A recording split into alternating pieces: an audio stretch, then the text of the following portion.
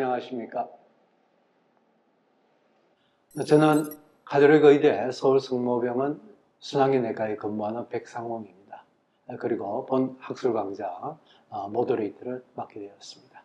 여러분들도 아시다시피 날로 증가하는 당뇨병, 그리고 심혈관 질환, 심부전 어떻게 관리하고 예방할 것인가 큰 숙제가 아닐 수 없습니다. 마침 다행스럽게 최근에 새로 발매된 당뇨 약제가 혈당 강화뿐 아니라 심혈관 질환과 이 심부전에 획기적인 유효성을 보였고, 거기에 대해서 지금 현재도 새로운 근거가 창출되고 있습니다.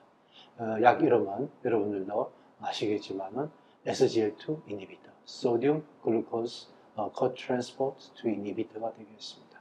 그래서 본 학회에서는 이 SGLT2 inhibitor를 어떻게 올바르게 활용할 것인가, 특히 이 당뇨병, 신장질환, 심혈관 질환, 심부전에 대해서 저희들이 4가지 질환을 선정을 하였고, 여기에 대해서 2번의 동영상 학술 강좌를 준비했습니다. 오늘은 2번째 시간으로서 심혈관 질환 그리고 심부전에 있어서 SGLT2 인히비터를 올바른 활용 방법에 대해서 시간을 마련하였습니다. 오늘 학술 강좌를 위하여 2분의 교수님을 초청하였습니다. 제 오른편에 계시는 홍승준 교수님, 고려대학교 안암병원 순환기내과 근무하십니다. 홍 교수님, 안녕하세요. 네, 안녕하십니까. 네. 그리고 그 오른쪽에 계시는 이혜영 교수님, 서울대병원 순환기내과 근무하십니다. 건강하시죠, 이혜영 교수님? 안녕하십니까. 예, 반갑습니다. 오늘 2분 모시고서 SGLT2 인히비터에 대해서 강의를 듣고 난 다음에 별도로의 토의 시간을 가지도록 하겠습니다. 본 학술 강좌 동영상 시리즈는 대한심내혈관 질환예방학회와 대한심혈관 약물치료학회 공동 주최입니다.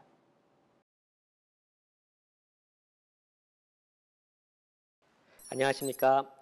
고려대학교 안암병원 순환기내과의 홍순준입니다.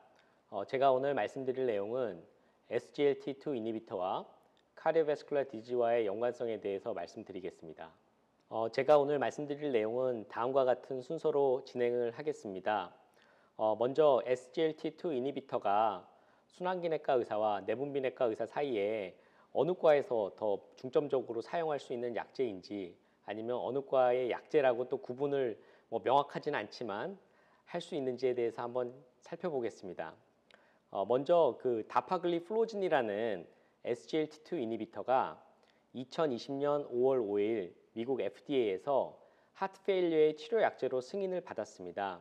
그래서 당뇨가 없는 심부전 환자에 있어서도 이런 다파글리플로진과 같은 SGLT2 인히비터를 사용할 수 있겠구나라는 그런 내용이 발표가 되면서 이 약제가 단순하게 우리가 당만 조절하는 그런 약제가 아니구나라는 것을 다시 한번 확인을 할 수가 있었고요. 그리고 기존에 나와 있는 여러 당뇨 약제와는 다르게 인슐린의 시크리션이나 아니면 인슐린의 센시티비티와 관계없는 그런 메커니즘을 가지고 있는 독특한 약제입니다. 두 번째로는 SGLT2 인히비터가 카디오베스큘러 이벤트, 특히 사망률에 어떠한 영향을 미치는지에 대해서 살펴보겠습니다. 4가지 SGLT2 인히비터와 관련된 메이저 트라이얼이 있는데, 우리나라에서 사용되고 있는 엠파글리플로진과 다파글리플로진과 관련된 엠파레그와 디클레어 티미 58에 초점을 맞춰서 말씀을 드리겠습니다.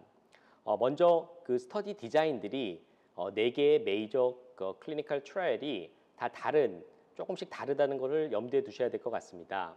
먼저 엠파레그 같은 경우는 거의 대부분의 환자들이 2차 예방 환자군입니다.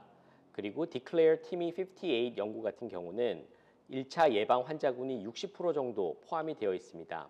그래서 전체 대상 환자 중에 60%가 카디오베스큘러 디지가 없는 그런 환자들을 대상으로 했고, 40%만이 2차 예방 환자군인 코로나리 아트리 디지나 세레브로 베스큘러 디지나 아니면 퍼리퍼럴 아테리얼 디지즈 같은 이러한 심혈관계 질환 보유자들이 포함이 되어 있습니다.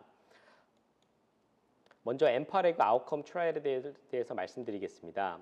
이 연구를 보시게 되면은 위약 대비 엠파글리플로진이 카디오베스큘러 이벤트를 14% 유의하게 감소시키는 놀라운 결과를 발표를 하였습니다. 또한 여기서 가장 핵심적인 내용은 추적 관찰하는 기간 동안에 카디오베스큘러 사망률을 38% 유의하게 감소시키는 결과를 보여주고 있어서 이 약제는 사망률을 줄여줄 수 있는 약제다라는 것을 다시 한번 확인을 할 수가 있었고, 시간이 지나면 지날수록 플라시보 대비 엠파글리플로진의 사망률이 점점 더 벌어지는 것을 볼 수가 있어서 더 많은 환자들이 장기적으로 사용을 했을 때 베네핏을 볼 수가 있겠구나라는 것을 알 수가 있습니다. 디클레어 연구는 다파글리플로진을 가지고 한 연구가 되겠는데요.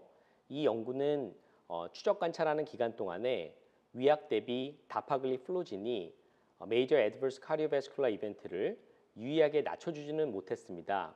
제가 서두에 말씀드렸듯이 디클레어 연구하고 엠파레그 아웃컴 연구는 대상 환자가 좀 차이가 있습니다. 그래서 디클레어 연구 같은 경우는 60%의 환자가 1차 예방 목적으로 인롤이 되었고요. 40%의 환자만 기존에 에스타블리시 되어 있는 카디오베스큘러 디지가 있었습니다. 그래서 대상 환자들을 전체적으로 놓고 보면은 엠파레그 아웃컴 연구하고 비교했을 때 조금 더 덜 심한 그런 환자들이 포함이 되어 있다는 것을 알 수가 있습니다. 디클레어 연구에서 하트 페일리어에 의한 하스피탈라이제이션과 카디오베스큘러 데스를 따로 떼서 보게 되면은 위약 대비 다파글리플로진이 17% 정도 유의한 relative risk reduction의 효과를 확인할 수가 있었고요. prior MI가 있는 환자들을 대상으로 분석을 했을 때에는 플라시보 대비 다파글리플로진이 16% 정도 유의한 relative risk reduction의 효과를 보여주고 있습니다. 그래서 디클레어 연구도 마찬가지로 엠파레그 같이 이러한 prior MI 아니면 established 되어 있는 카디오베스큘러 디지가 있는 환자에 있어서는 카디오베스큘러 이벤트를 유의하게 감소시켜 줄 수 있겠구나라는 것을 알 수가 있습니다. 4개의 SGLT2 이니비터와 관련된 그러한 연구들을 한 테이블로 정리를 해보면요. 엠파레그 아웃컴 연구에서는 메이스도 줄여주고요. 카디오베스큘러 사망률도 유의하게 줄여주고요. 하트 페일리어에 의한 하스피탈라이제이션도 감소시켜주는 것을 알 수가 있는데 디클레어 연구 같은 경우는 대상 환자의 파퓰레이션에 좀 차이가 있어서 그런지 하트 페일리어에 의한 하스피탈라이제이션은 유의하게 줄여줬지만 카디오베스큘러 데스나 메이저 애드버스 카디오베스큘러 이벤트에 있어서는 통계적인 유의성을 보여주고 있지는 않았습니다. 그래서 전체적인 흐름을 딱 보시게 되면은 4개의 SGLT2 이니비터는 하트 페일리어에 의한 하스피탈라이제이션은 유의하게 줄여줄 수 있겠다라는 것을 알 수가 있고요. 메이스 측면에 있어서는 엠파레그 아웃컴과 컨버스 트라이얼에서만 유의하게 SGLT2 이니비터가 메이스를 줄여주는 그런 결과를 확인할 수가 있었고, 모텔리티는 안타깝게도 엠파레그 아웃컴 연구에서만 유의한 베네핏을 확인할 수가 있었습니다. SGLT2 이니비터하고 뉴온셋 API과의 관계에 대해서 리뷰를 해보겠습니다. 지금까지 나온 메이저 트라이얼을 보게 되면은 이러한 atrial fibrillation 같은 경우는 primary endpoint나 secondary endpoint에 들어가 있지는 않습니다. 그래서 이러한 APB 발생을 한 거는 adverse event로 체크가 되는 그러한 경우들인데요. 그래서 여기 보시게 되면 엠파레그 같은 경우는 플라시보 대비 SGLT2 이니비터를 쓰게 되면은 뉴온셋 APB 오히려 증가하는 그러한 결과를 보여줬고, 캔버스나 디클레어 아니면 다파 하트 페일리어 연구에서는 플라시보 대비 SGLT2 이니비터가 뉴온셋 APB를 줄여주는 결과를 보여주고 있었습니다. 그래서 다파글리플로진은 이런 디클레어 연구에서는 위약 대비 19% 정도 atrial fibrillation을 감소시켜주는 결과를 보여주고 있었지만, 연구의 디자인 자체가 이런 AFib을 프라이머리나 세컨더리 엔드포인트로 설정해 놓고 있지 않았기 때문에 이러한 부분들은 좀 더 대규모의 연구, 그리고 이러한 atrial fibrillation을 정확하게 모니터링 할 수 있는 그러한 방법을 찾아서 좀 더 대규모의 연구가 진행되어야 되지 않을까 생각을 합니다. 그렇다면 이러한 SGLT2 이니비터가 어떠한 메커니즘에 의해서 앞서서 말씀드린 카디오베스큘러 이벤트도 줄여주고 뉴온셋 에이트리얼 피브릴레이션도 좀 감소시켜 줄 수 있는지에 대해서 한번 생각을 해보겠습니다. 먼저 여러 다양한 클래스의 당뇨약들을 나열을 했는데요. SGLT2 이니비터는 다른 당뇨 약제와 비교했을 때 물론 헤모글로빈 A1C를 낮추는 당뇨약의 그런 효과를 보여주고 있고요. 블러드 프레셔를 낮추는 그런 효과가 있고요. 그리고 바디 웨이트를 줄여주는 효과가 있습니다.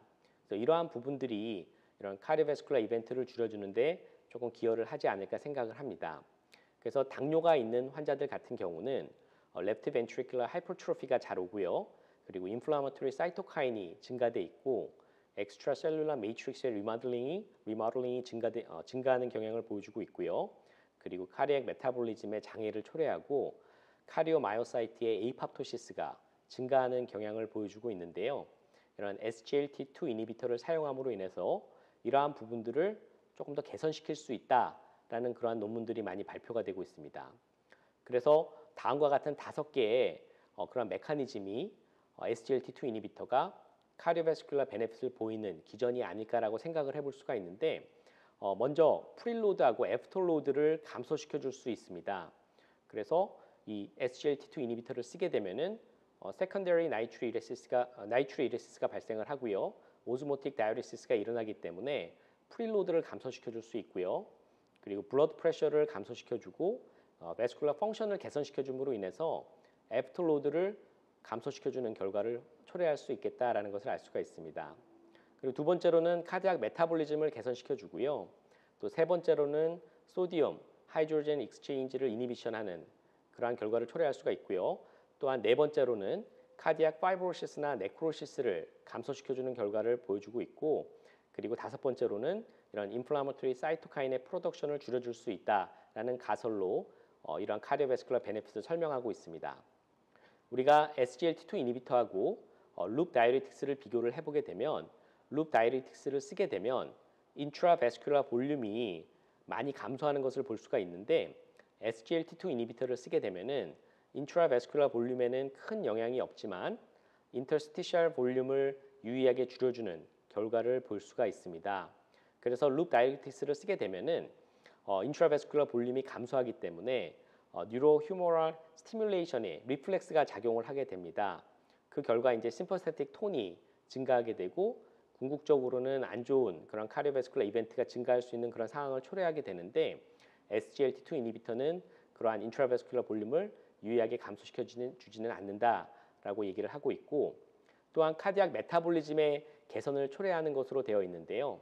보통 당뇨 환자의 경우는 fat 옥시데이션이 증가돼 있고요. 글루코스 옥시데이션은 감소하고요. SGLT2 이니비터를 치료를 하게 되면은 이러한 fat 옥시데이션은 감소하고 글루코스 옥시데이션은 증가하면서 이 케톤 바디 베타 하이드록시 뷰티레이트의 옥시데이션이 증가하면서 어떻게 보면 좀 더 효율적인 그리고 좀 더 저렴한 이러한 에너지 소스를 제공을 한다라고 되어 있어서 마이오카디알 콘트랙틸리티를 개선시키는데 도움이 될 수 있다라고 얘기를 하고 있습니다. 그리고 SGLT2 이니비터를 쓰게 되면은 소디움 하이드로젠 익스체인지를 더 촉진시키는 것으로 되어 있는데 그 결과 사이토플라즘 내에 소디움이 증가하게 되고요. 이러한 소디움의 증가는 소디움 칼슘 안티포터를 더 활성화시키면서 소디움뿐만이 아니라 칼슘 레벨까지 더 증가하게 되고요. 칼슘이 사이토플라즘 내에 증가하게 되면은 궁극적으로 마이토콘드리알 칼슘 유니포터를 이니비션하면서 이 마이토콘드리아 내에 ATP 프로덕션을 저해하는 그런 결과를 초래하게 됩니다. 그래서 SGLT2 이니비터는 이러한 소디움 하이드로젠 익스체인지를 이니비션하는 그런 결과를 초래함으로써 이 사이토플라즘 내에 소디움과 칼슘 레벨을 감소시키는 그런 결과를 초래한다라고 얘기를 하고 있습니다. 마지막으로 SGLT2 이니비터가 그럼 우리가 치료하는 데 사용하고 있는 그런 진료 지침 가이드라인에 어떻게 반영이 되고 있는지 정리를 해보겠습니다.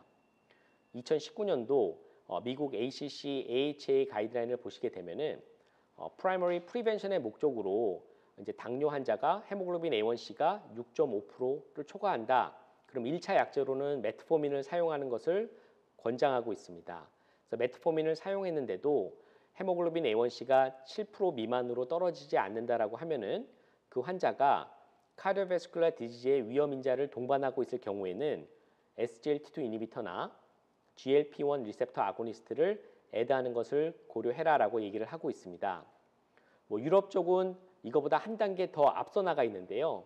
2019년도 ESC, EASD 유럽 가이드라인을 보시게 되면은 당뇨 환자에 있어서 드러그 나이브한 환자의 경우에 ASCVD가 있거나 very high cardiovascular risk나 high risk가 있는 그런 환자들의 경우는 메트포민을 건너뛰고 처음부터 SGLT2 이니비터나 GLP-1 리셉터 아고니스트의 모노세라피를 하는 것을 권장하고 있습니다. 그럼 여기서 very high risk하고 high risk가 무엇이냐? 뭐 very high risk 같은 경우는 당뇨가 있으면서 established 되어 있는 cardiovascular disease가 있거나 아니면 타겟 organ damage가 있거나 3개 이상의 메이저 리스크 팩터를 가지고 있거나 타입 1 다이아베티스를 20년 넘게 알아왔던 그런 환자들이 여기에 포함이 되고요. 하이리스크 환자 같은 경우는 당뇨의 듀레이션이 10년 이상인 그러면서 타겟 organ damage가 아직 없는 그런 환자들이 여기 포함이 되어 있습니다. 그래서 이런 환자들의 경우는 처음부터 SGLT2 이니비터를 사용하라라고 얘기를 하고 있습니다. 그렇다면 기존에 메트포민을 복용했던 사람들 중에서 ASCVD나 아니면 카디오베스큘러 하이리스크나 베리 하이리스크에 포함되면 어떻게 하냐? 그래서 유럽 쪽에서는 이런 경우에는 SGLT2 이니비터를 기존의 메트포민에다가 애드하거나 GLP-1 리셉터 아고니스트를 애드하는 것을 레코멘드하고 있습니다. 여기에는 이제 헤모글로빈 A1C나 이런 거에 상관없이 추가할 수 있다라고 얘기를 하고 있는 거고요. 우리나라 대한 당뇨병 학회에서도 기존에 이제 메트포민이 중심을 잡고 있고요. 퍼스트 라인으로 메트포민을 쓴 다음에 그래도 당이 조절이 되지 않을 경우에는 다양한 클래스의 당뇨 약제를 쓸 수가 있는데 여기서 연두색으로 표시된 부분 그거는 에피커시 측면을 강조하고 있고요. 그리고 파란색은 카디오베스큘러 베네핏, 그리고 빨간색은 하이포글라이세미아의 리스크, 그리고 주황색은 바디 웨이트를 나타내고 있는데 처음 두 개는 위에 두 개는 에피커시, 밑에 두 개는 사이드 이펙트라고 생각하시면 됩니다. 그래서 이러한 에피커시가 더 좋고 카디오베스큘러 베네핏이 좋은 약제 그리고 이러한 애드버스 이벤트가 사이드 이펙트가 적게 나오는 그런 약제를 선호하게 되는데 거기에 이제 SGLT2 이니비터하고 GLP-1 리셉터 아고니스트가 해당이 된다라고 보시면 됩니다. 그래서 마지막 슬라이드인데요. 저희가 SGLT2 이니비터 같은 경우는 기존의 당뇨 환자에서 멀티플 리스크 팩터만 갖고 있는 경우랑 아니면 에스태블리시 되어 있는 카디오베스큘러 디지즈 모든 환자에서 사용할 수가 있는데 이러한 모든 당뇨 환자에 있어서 SGLT2 이니비터를 사용하게 되면은 리널 프로텍션의 효과가 있고요. 하트 페일리어에 의한 하스피탈라이제이션을 유의하게 감소시켜 줄 수 있는 것으로 되어 있습니다. 하지만 이러한 메이저 애드버스 카디오베스큘러 이벤트의 경우는 기존에 에스태블리시 되어 있는 카디오베스큘러 디지즈가 있는 그러한 환자에서 유의하게 감소시켜 줄 수 있는 것으로 되어 있고요. 특히 엠파글리플로진 같은 경우는 이러한 환자들에서 하이리스크 환자, 에스태블리시 되어 있는 CVD 환자에 있어서 사망률을 38% 유의하게 줄여줄 수 있는 놀라운 데이터를 가지고 있기 때문에 우리가 당뇨가 있는 환자들에서 중요하게 사용할 수 있는 약제다라고 저는 생각을 합니다. SGLT2 이니비터 같은 경우는 당뇨 환자에 있어서 하트 페일리어에 의한 하스피탈라이제이션을 유의하게 감소시켜 주고요. 리널 프로텍션의 효과가 있고요.